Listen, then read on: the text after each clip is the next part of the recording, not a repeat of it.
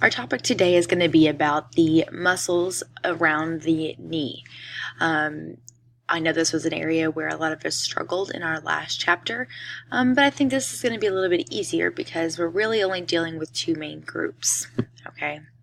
So the main groups that provide movement for our knee, which is flexion and extension, is going to be the hamstring groups and the quadriceps groups, okay? Those are going to be the main muscles that make up the anterior and the posterior side of the leg that allow for flexion and extension. So you're going to see a couple different setups here. You're going to see O and I's, okay? O means origin, and that's going to be where the muscle started. Where did the muscle start?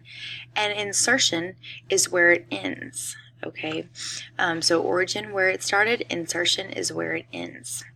Because remember, when we're thinking about how it's going to pull, it's always going to pull from where it ends towards where it started.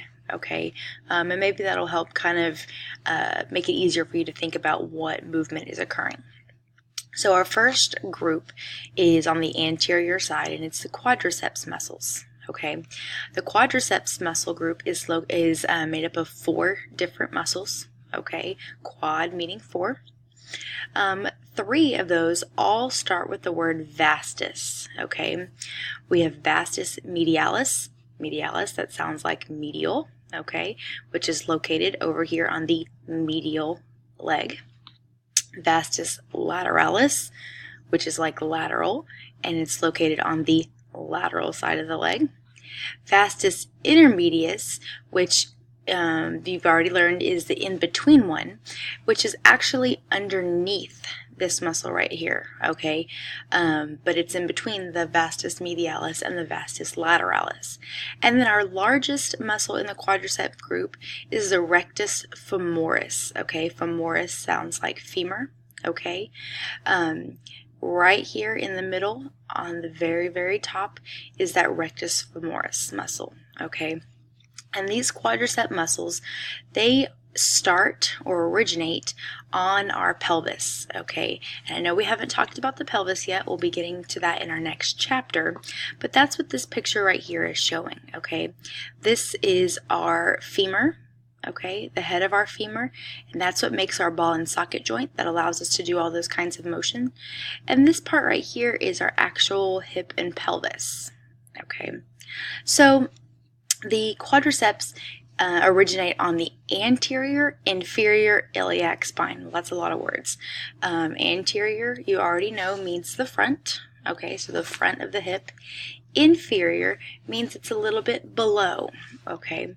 And so if you can see right here, this is what we call the AIIS, and that just stands for anterior inferior iliac spine.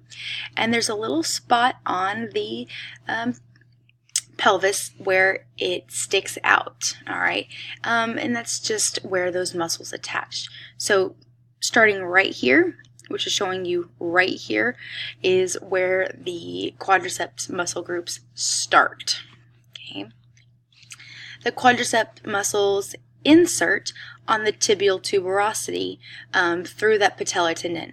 And remember, we talked about the tibial tuberosity yesterday. That's the part of the tibia, our bone in the shin, where it kind of comes to a point in the front. Okay, so these quadricep muscles come down, they're turned into a tendon, help hold our kneecap in place, and then insert right down here on the tibia, okay? And the purpose behind the quadriceps is to help with knee extension, okay? So if my knee is bent, when the muscles are contracted, they pull back up towards the hip and straighten out my knee. So the quadriceps are on the anterior side. They're made up of 4 muscles, and they are used for knee extension. Our next muscle group is on the posterior side, and that's the hamstrings. Okay, the hamstring muscle group is made up of the biceps femoris, which is our largest muscle right here. Okay, largest hamstring muscle kind of starts right in the middle and then moves a little bit towards the lateral side.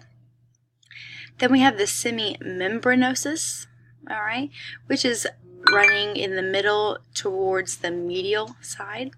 And then on top of that, the semitendinosus, okay? Semitendinosus. So there's only 3 hamstring muscles. Here they start on the ischial tuberosity. Again, that's going to be another point on the pelvis, okay? But it's going to be on the posterior side. And then they don't all end on the same spot, because you can see through this picture the biceps femoris ends over here on the lateral leg, and the semimembranosus and semitendinosus end on the medial leg. So as far as the insertion goes, it's just they insert on the tibia, okay? And the opposite of quadriceps would mean that these muscles are knee flexors, okay? They are knee flexors. So when these muscles are contracted, they are flexing my knee. They are also used to prevent the tibia from moving on the femur. That was similar to that ACL that we talked about yesterday. It's just good muscle control. Those are the only muscles that are associated with this chapter, okay? So hopefully you'll find those a little bit easier. The next part is Q angle, okay? What the Q angle is it's an angle that is made up of your pelvis and your knees, okay? And as you can see in our picture here, the lady pelvis is wider, okay? The angle here is a larger angle than the male pelvis right here. And what does that mean? The wider the angle here, the more stress it puts on our knees, okay? Clearly, as women go through puberty and their hips spread, okay, that widens this angle right here. And the wider that the angle gets, the more stress is put on the ligaments in our knee. The larger the angle, the higher chance of tearing the ACL, okay, which is one of those cross ligaments in the middle part of our knee. It's definitely not one that we want to have happen. It also can create problems with the way our patella moves in that groove. Instead of it sliding nice and smooth in that notch like we want it to, sometimes it kind of gets pushed to the side, and that can create a whole mess of problems. So with the Q angle, just keep in mind it's the angle of the hips that the hips make with the knee. Guys typically have a smaller Q angle. They're a little bit more straight on, just because they don't have their hips do not spread with puberty. And so just kind of one of those things to keep in mind, especially when you're dealing with female athletes. So as far as preventing knee injuries go, you guys will see a lot of these ligament sprains are going to be the biggest thing that we see in the knee, okay? Now, some are more common than others, which we'll talk about in a second. So strengthening is going to be a big part with our knee, all right? We talked about that kneecap moving in the groove. If we don't have proper strength with our quadriceps muscle groups, it will cause the muscles to pull or not necessarily hold that kneecap in place, which can create a whole mess of problems as well. So making sure that we have proper strength in our hamstrings and our quadriceps, as well as the other muscles around our hip and our lower leg. Okay, strengthening is going to be a big component here. Our next section is going to start talking about ligament injuries.